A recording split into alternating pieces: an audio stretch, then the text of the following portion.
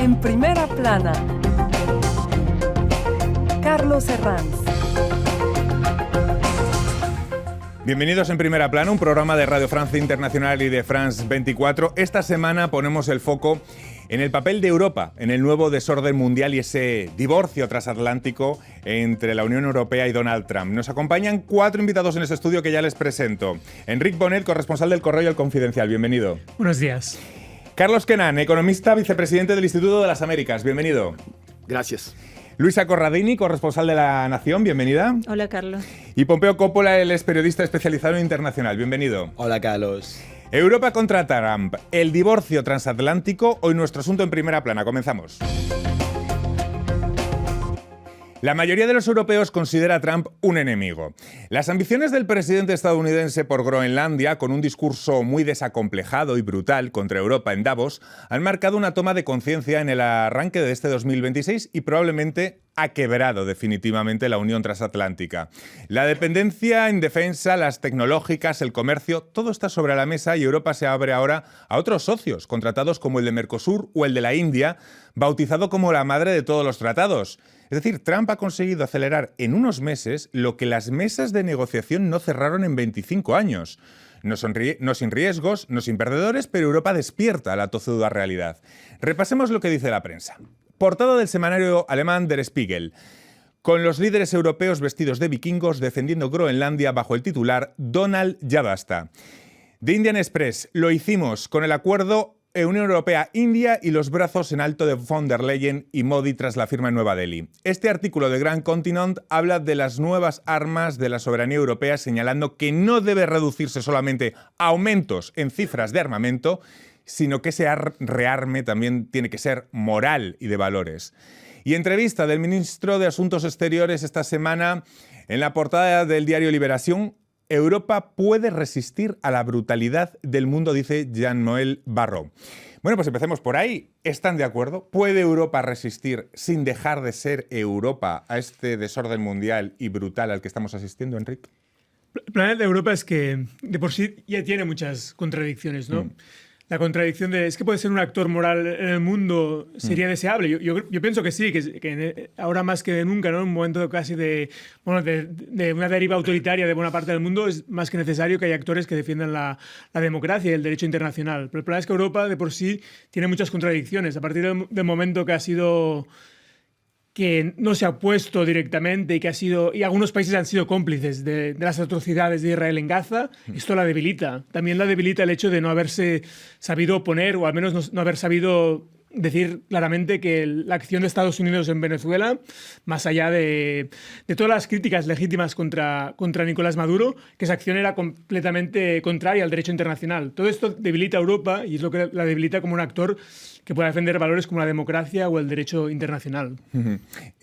Carlos, no sé si la unión ante la adversidad, si puede hacer la fuerza, si lo que estamos viendo, si a partir del episodio de Groenlandia se ha creado un antes y un después y sí que se ha tomado a lo mejor una toma de conciencia que no han existido en episodios anteriores, como citaba Enric. Bueno, efectivamente, en términos de la opinión pública europea, las encuestas lo muestran y demás, hay un antes y un después en el relacionamiento con Estados Unidos. En términos de las élites gobernantes, también hay un antes y un después, no sin ciertas inconsecuencias o dificultades de implementación, porque indudablemente Europa miraba a Groenlandia y el hecho de que no era aceptable ese posicionamiento brutal de Trump, pero también mira a Ucrania y cómo gestionar la continuidad y fin de ese conflicto en el cual Estados Unidos tiene un rol esencial. Para Europa, efectivamente, se plantea una nueva situación en este contexto de nuevo tablero geopolítico mundial, en el que, idealmente debe tratar de desarrollar un mayor nivel de autonomía estratégica, lo cual implica una dimensión militar, pero al mismo tiempo debe evitar los riesgos de marginalización tecnológica, geopolítica, e incluso en términos de valores, de no asimilarse a los valores, llamémosle, neoimperiales, que están predominando en los últimos tiempos. Para luchar contra ellos se han abierto nuevos mercados. Luego le vamos a preguntar al profesor Carlos sobre esos acuerdos con Mercosur y con la India. Luisa, Trump desprecia a la Unión Europea, tanto como identidad como sus valores. Yo creo que eso ha quedado muy claro, quedó claro en Davos, donde usted estuvo hace unos días. Pero paradójicamente, ¿podría Trump acabar logrando justo lo contrario de lo que se propone? Bueno, yo suelo decir en mis artículos que Trump es el mejor agente de relaciones públicas de la Unión Europea. Y yo soy mucho más terminante que mis colegas. Yo creo que Europa sí, y no es a partir de Groenlandia. Europa sí, a pesar de todas las contradicciones internas, está consiguiendo imponerse e imponer dentro del espacio europeo, naturalmente, por el momento, sus valores y un futuro completamente diferente del de Estados Unidos. Los europeos han comenzado a llamar al régimen de Trump por su nombre, régimen fascista, imperialista, neocolonialista. Esto lo hemos escuchado hace varias semanas de los líderes europeos, no de todos, por supuesto, pero bueno, Europa es así, son 27 países que tienen que ponerse de acuerdo y de ahí, y probablemente volvamos sobre este tema, esta nueva idea de que haya un núcleo duro o una Europa a dos velocidades para poder avanzar mucho mejor. Pero los proyectos están y los acuerdos comerciales de libre comercio también están y cada vez avanzan más. O sea que Europa tarda, pero hace. Una vez que la maquinaria está en funcionamiento, los líderes europeos han tenido distintas actitudes, pero es verdad que permea esto en los sondeos, porque Trump está provocando un auténtico vuelco en la opinión pública europea con una mayoría de europeos que lo califican de enemigo. ¿Es la teoría de la poderosa amenaza externa convertida en el mejor pegamento cohesionador interior, Pompeo? Bueno, Carlos, yo pertenezco a esta generación que ha visto la realización del sueño europeo. En plan, podíamos viajar sin pasaporte, he visto la introducción del euro. Pertenezco a esta generación Erasmus, este programa de intercambio que nos ha hecho europeos. Últimamente lo que veía es que este sentimiento de europeidad, digamos, se iba diluyendo. Y creo que, como tú dices, que Trump ha sido alguien que ha creado una cohesión entre los europeos. Si el resultado de las amenazas externas es la creación, la más unidad en Europa, mira, bienvenido sea. Claro es que yo preferiría que Europa se uniera por los valores, gracias a los valores europeos. Pero como se dice, en tiempos difíciles hay que hacer con lo que se tiene. Normalmente sale de exterior ese pegamento cohesionador interior. No sé, decía Luisa que no tanto, pero no sé, el episodio de Groenlandia, ¿no les ha parecido un antes y un después en la toma de conciencia? ¿No lo veía tanto Luisa? ¿Cómo veis?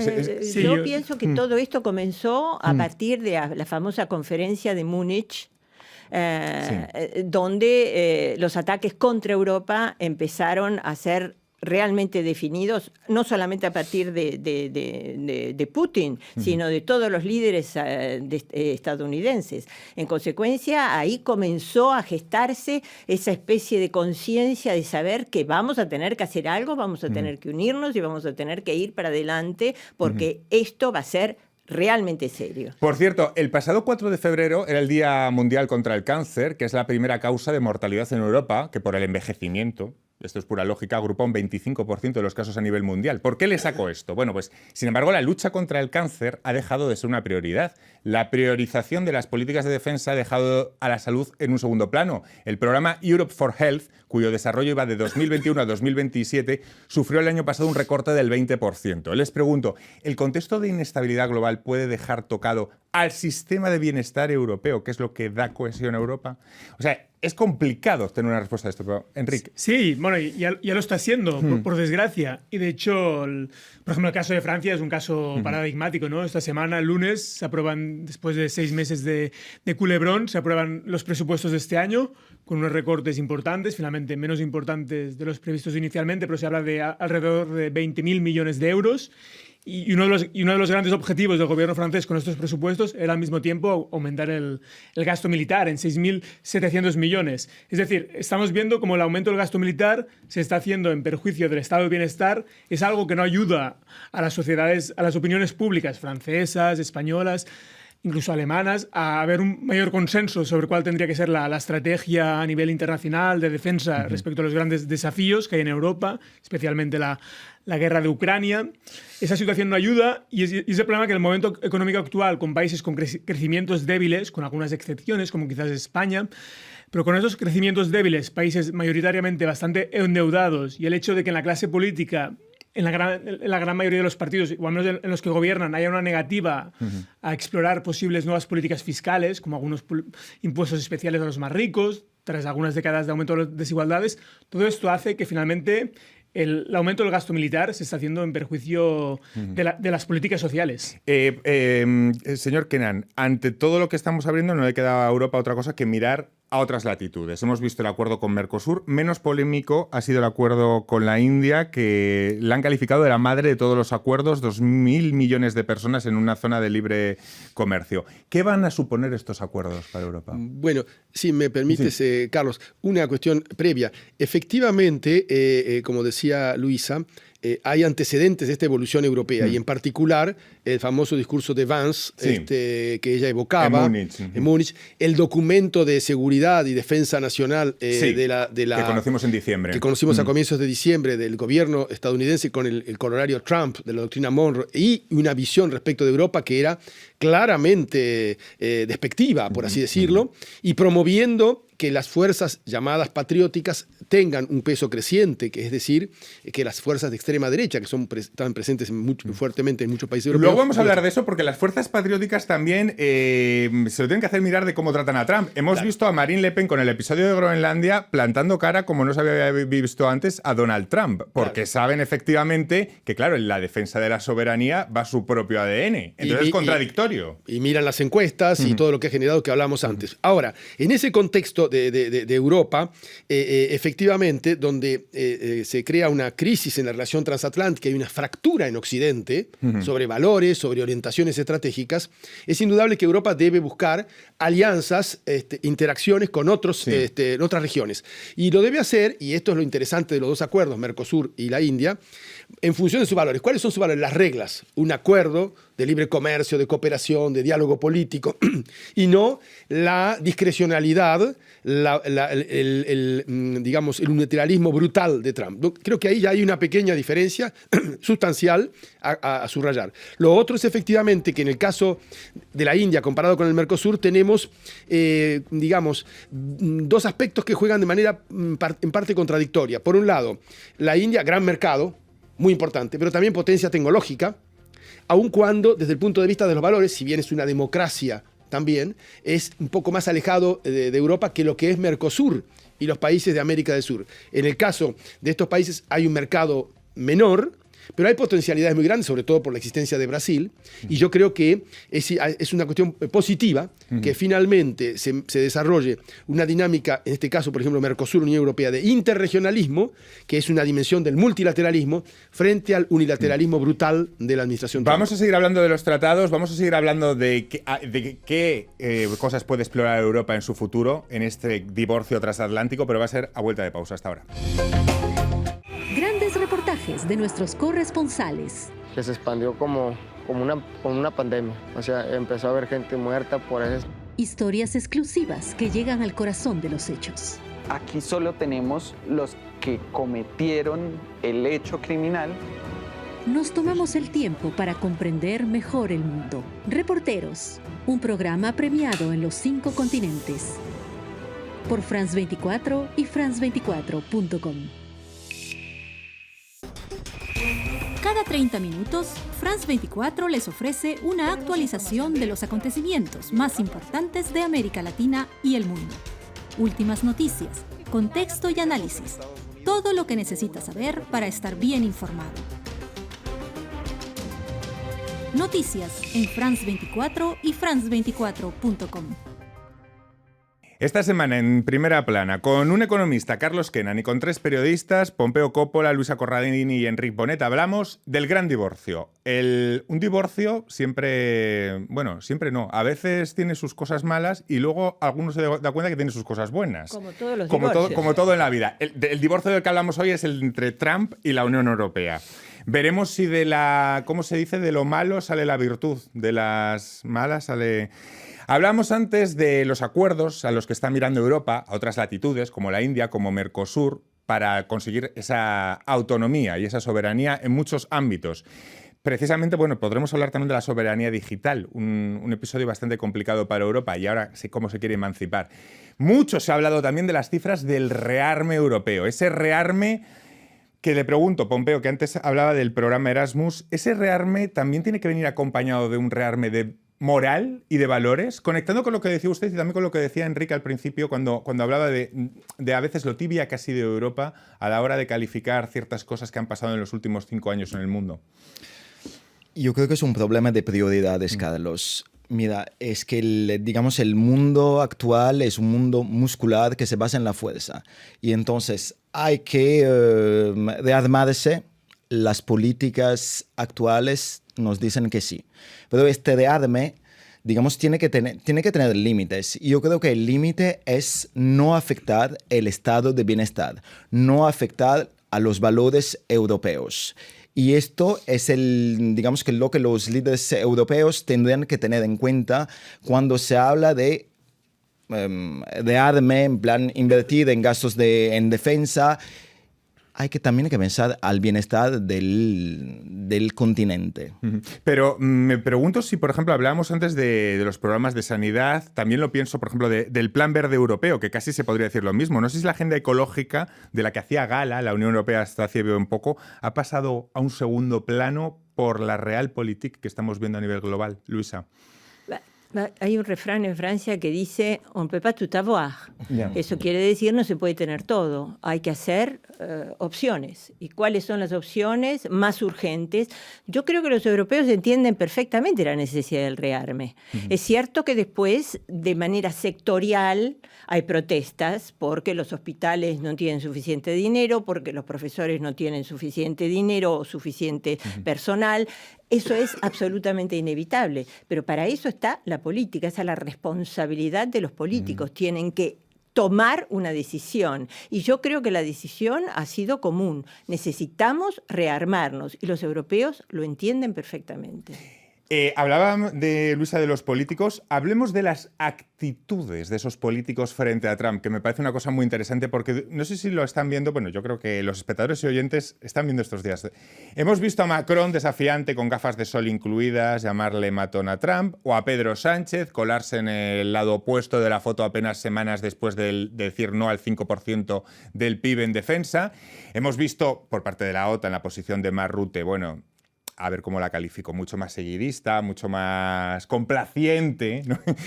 Y luego tenemos a la extrema derecha europea, que es muy interesante. Cómo puede surfear las contradicciones que le impone quien hasta hace poco era su gran esperanza y su valedor. Le Pen ha sido la más dura contra los propósitos de Trump en Groenlandia.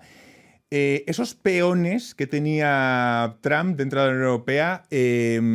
a lo mejor también lo tienen complicado a la hora de estructurar un discurso a partir de ahora. Enrique. Sí, es posible. Y es posible, de hecho, que en Europa se produzca un poco finalmente lo contrario que en América Latina, donde hemos visto que las injerencias de Trump, al menos de momento, han servido a sus peones en América Latina. Yo pienso en concreto el caso de las elecciones del pasado otoño en Argentina, donde hubo una injerencia muy clara y finalmente benefició a Javier Milei. En el caso de Europa es posible que perjudique a las extremas derechas. El caso de Marine Le Pen es muy claro, se ha mostrado bastante hábil ella marcando distancias. No ha sucedido lo mismo con su número 2 y posible sustituto, Jordan Bardella, que hasta ahora se ha mostrado bastante cercano al mundo MAGA, a la esfera de Trump, y esto lo podría perjudicar en una hipotética candidatura de Bardella en 2027, donde se le podría presentar como un actor, como una especie de vasallo de Estados Unidos, además sumado a su juventud. Es decir, es posible de que Trump que sea finalmente un actor favorable a todos aquellos que se opongan a la extrema derecha, ya sea el centro izquierda, incluso la izquierda radical. Que pienso, o sea, es posible, pero es verdad que está por ver. Porque, por ejemplo, habrá pronto elecciones este domingo en España en Aragón, y aunque sea un caso muy concreto, es posible que en este contexto actual la extrema derecha española siga subiendo, ¿no? El primer ministro canadiense, Mark Carney, en un discurso aplaudido en Davos, habló de la alianza de potencias medianas democráticas para hacer frente al desorden mundial. Corríjanme, pero no sé si aquí en este grupo podríamos meter junto a la Unión Europea a Canadá, Australia, Corea del Sur. ¿Qué piensan de esta idea y cómo se puede concretizar, Carlos? ¿Qué les parece esto ¿a qué les suena esto de las potencias medianas frente a Estados Unidos, China y Rusia? Bueno, en primer lugar, sobre lo que se discutía ahora, efectivamente plantea esto grandes desafíos a las fuerzas políticas internas en Europa. Y lo de la extrema derecha es un caso muy importante. Lo que pasa es que la extrema derecha va a empujar en un sentido que es fortalecer la nación o detrimento del proceso de integración europea y poner énfasis en el tema migraciones como parte de su discurso natural, lo cual conecta con Trump, pero al mismo tiempo quieren diferenciarse. En este marco, lo de las potencias intermedias va a depender mucho de la evolución política europea, porque sigue siendo un gran actor. Canadá ha tenido un rol conceptual muy interesante, el primer ministro con lo que planteó, pero no puede ser probablemente el actor fundamental de esta dinámica. Yo creo que allí hay posibilidad de crear algún tipo de foro, hay posibilidad de crear algún tipo de instancia que, basado en la problemática del multilateralismo, de los valores, de las reglas, insisto sobre esto, que es una gran línea divisoria respecto al trumpismo, y de los intereses también. Y los intereses tienen que ver justamente con la posibilidad de desarrollar espacios de intercambio económico, financiero. Europa tiene instrumentos interesantes. El Global Gateway, por ejemplo, puede ser un instrumento que ya se votó en el 2021-22 a generalizar en este contexto. Tiene más armas de las que pensamos muchas veces Europa. ¿Qué le sugiere esta idea de potencias medianas? Bueno, ya esto está en funcionamiento. Acordémonos de la Alianza de los Voluntarios, que se ha creado para eventualmente garantizar un cese del fuego en Ucrania en el caso en que hubiera un cese del fuego. Y son todas potencias medianas, no son solamente los europeos de la Unión Europea, está Gran Bretaña, está Canadá que participa y hay otros muchos también que tiene las puertas abiertas para garantizar esa actividad. La idea está, y por supuesto, como decía Carlos justamente, los instrumentos económicos, las alianzas. Ahora se habla de un nuevo acuerdo de libre comercio con Australia, por ejemplo. No nos olvidemos que los europeos lo dicen. La Unión Europea, los responsables europeos en Bruselas lo dicen todo el tiempo. Yo mencionaba hace un momento el hecho de, por ejemplo, crear una tarjeta de crédito europea que ya está en marcha para reemplazar las tarjetas de Visa y de Mastercard que utilizamos todos y que son absolutamente americanas.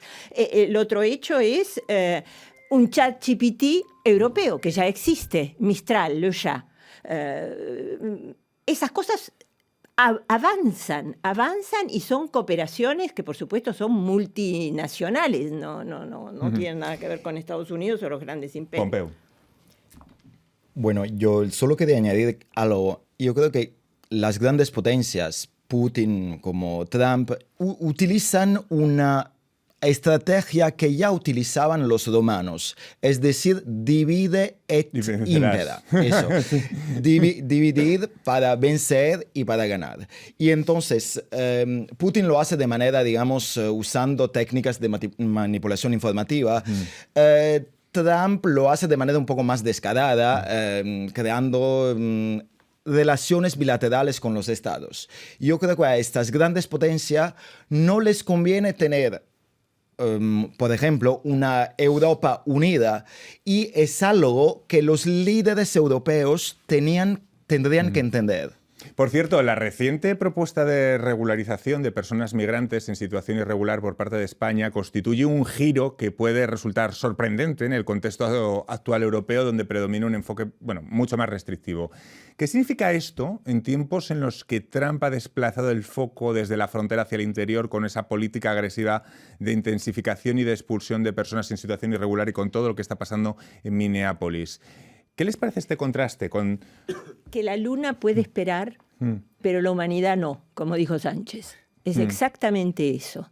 Es la respuesta a la política imperialista y neocolonialista de Trump. Y yo adhiero 100%. Yo creo que todos los europeos adhieren, a pesar de que los europeos tienen esa obsesión. Muchos europeos, no todos, gracias a Dios, tienen la obsesión de la inmigración, que muchas veces es un fantasma aumentado y creado a propósito por las extremas derechas. Carlos. Digamos, perdón un segundo, Sí. digamos, recordemos que Estados Unidos ha enviado emisarios especiales esta semana a entrevistarse con todos los grandes movimientos de extrema derecha para financiarlos. Está creando bolsas especiales para financiar todo lo que tenga que ver con una identidad MAGA. Carlos. Sí, estas políticas de España y esta regularización de extranjeros que se plantea, en realidad es una respuesta a este contexto donde se plantea la migración como problema y con un enfoque negativo, digamos, a partir, en primer lugar, de las necesidades de España, pero que es de gran interés para toda Europa, porque el problema de Europa y de España es la caída de la natalidad, es el envejecimiento de la población y el paréntesis demográfico que se está planteando, que va a tener impactos en cadena de aquí a muchos años. Entonces, juega España en ese sentido inteligentemente, a mi modo de ver, con la idea de mestizar crecientemente su población, aprovechar su rol de puente con América Latina, pero también puerta de entrada de Europa, desde África. Y yo creo que ahí lo que se plantea es una reflexión, justamente un espacio de la reflexión europea, que puede ser interesante en estos procesos frente a las posiciones simplistas, a mi modo de ver, de la extrema derecha. Y desde ese punto de vista, obviamente también requiere una regularización europea, porque se trata también de ver cómo esa migración es canalizada, es regulada, por supuesto. Adquirir la soberanía en algunos campos va a costar más, como la soberanía digital, y en otros suponemos que menos. Y luego veremos si se tiene que hacer a 2 velocidades. Pero me quedo sin tiempo para comentar más. Muchísimas gracias, Luisa, Enrique, Carlos y Pompeo. Ha sido un placer hablar de este divorcio entre el transatlántico, entre la Unión Europea y Estados Unidos. Y a todos ustedes, hasta la próxima semana aquí en Primera Plana. Gracias.